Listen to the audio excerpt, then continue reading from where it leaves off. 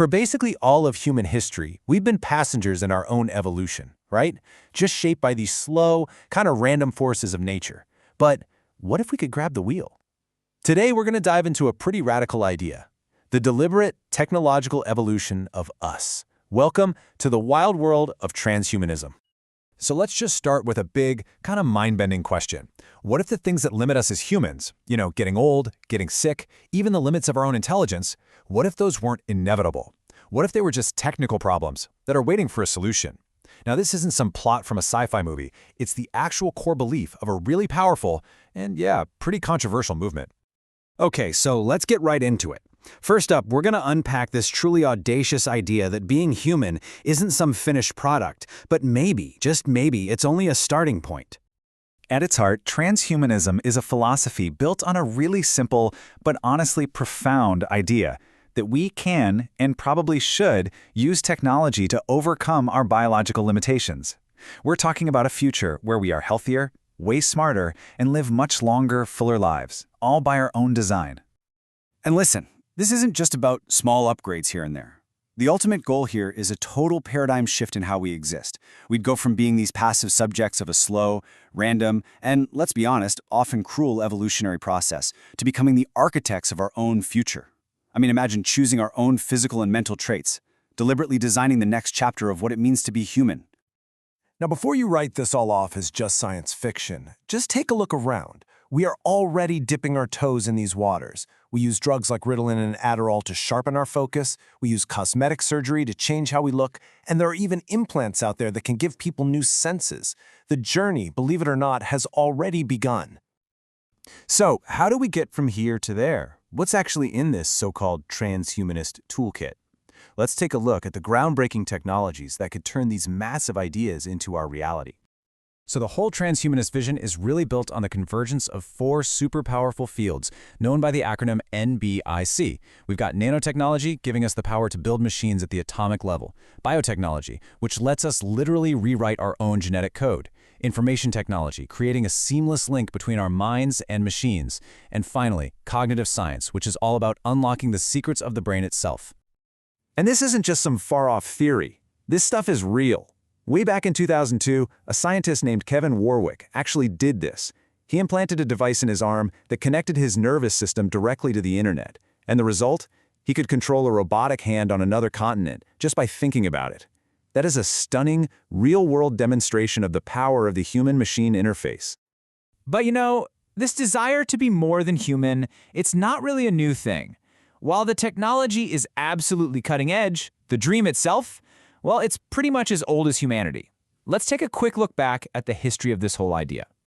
What's really fascinating here is that this isn't some new age fad that just popped up. The seeds for this were planted nearly a century ago by a geneticist, J.B.S. Haldane. Then, in the 50s, the biologist Julian Huxley actually coined the term transhumanism. From there, it just grew and grew into a full-fledged philosophical movement, with organizations like Humanity Plus pushing the boundaries of what it even means to be human. But look, an idea this big, this bold, it's obviously going to stir up some major controversy. So, let's dive into the big debate and the really complex ethical questions that are right at the heart of this transhumanist dream. Okay, so at its core, the whole debate really boils down to two very different ways of looking at the world. On one side, you have the transhumanists. They believe we have a moral obligation to use technology to end suffering and push past our biological limits.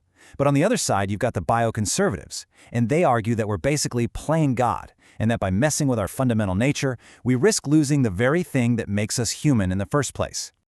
And here's a fact that might actually surprise you, because it kind of shatters a common myth.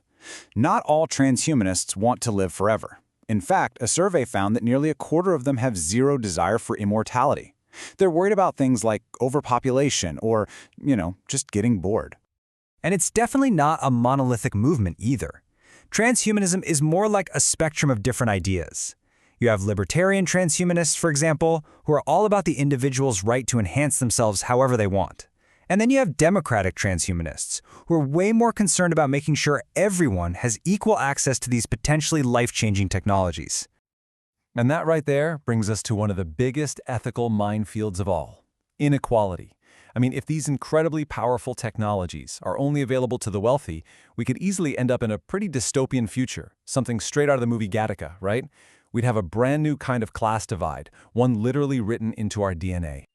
But maybe the most profound question of all is this. If we change ourselves that much, what do we lose in the process? Do we sacrifice the very essence of our humanity? Would a post-human being still understand love or joy or the kind of bittersweet beauty that comes from having a finite life? Are we in danger of just becoming something else entirely, more machine than person? So, where do we go from here? The technology is coming whether we like it or not. The lines are being drawn in the sand, and frankly, we're all going to have to make some very, very big decisions about the kind of future we want to build. So let's do a quick recap. Transhumanism is a philosophy that says we should take control of our own evolution. It's being powered by real world-changing technologies, and it forces us to ask some of the deepest questions imaginable about who we are and, more importantly, who we want to become. The bottom line is this: the tools to literally reshape humanity are being built right now, as we speak. So the question really isn't if we'll change anymore. The question is how. How are we going to use this incredible power? What kind of future are we going to choose to create? The choice, ultimately, is ours.